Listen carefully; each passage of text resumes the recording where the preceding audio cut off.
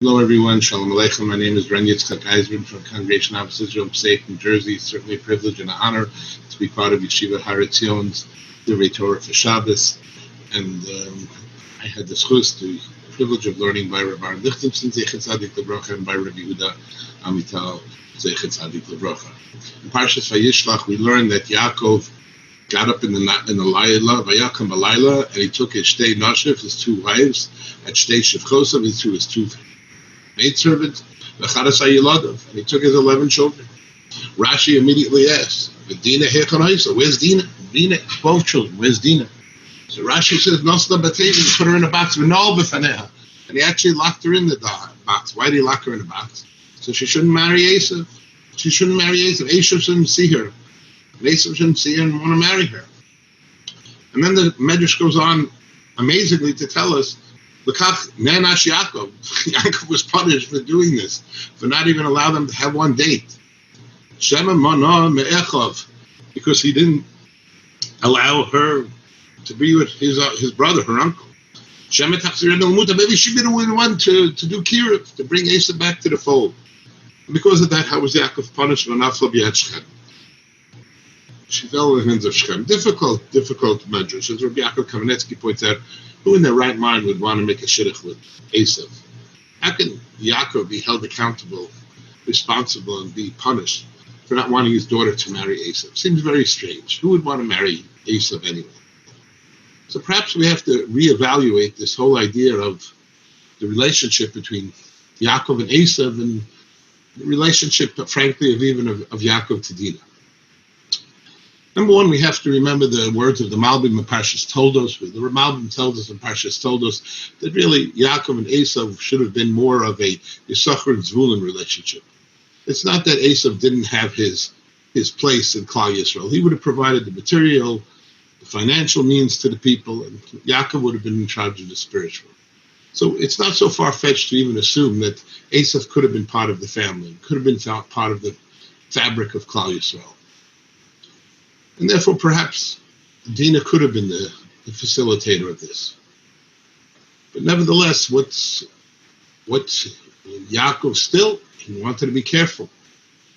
Perhaps there's also a fundamental flaw here, similar to how Rav Hirsch explains the impropriety in the raising of Yaakov and Eisav by Yitzchok and Rivka. Perhaps Yaakov over here also didn't really have a good handle on who Dina was. Because not only did he put her in a box, he locked that box. It's clear that Dina, when we next meet her again, is Vatete Dina Basleya. Dina Basleya goes out. For what Liros B'vnos. She had a trait. She had a quality. She was one who was gregarious. She was an individual who liked to interface with people. She was not a homebody. She liked to be out.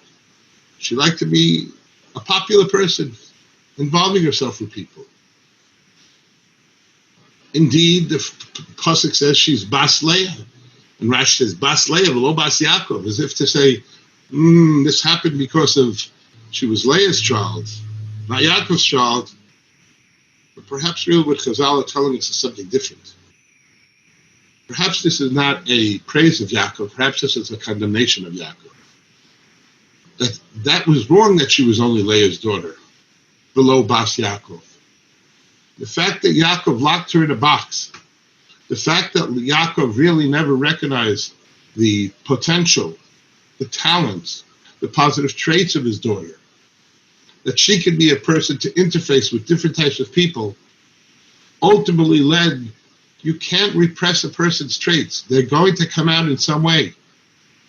But because he repressed them when it could have been a positive way, namely perhaps her bringing back to the fold of Eisav, they came out in a negative way. And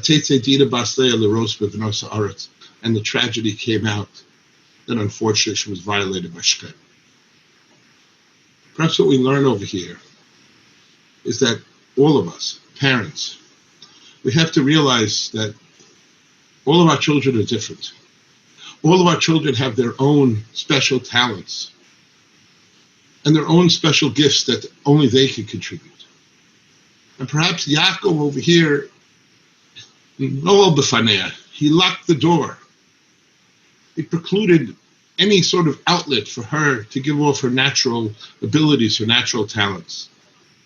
And ultimately, that led to a tragedy. That led to a punishment of Yaakov.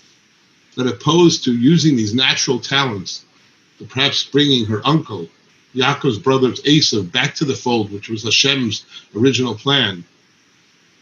Unfortunately, because his lack of appreciation, that she was only Leah's daughter and not his, it led to the tragic result of her being violated by Shechem. Know your child. Appreciate your child. Don't expect your child to be the clone of you.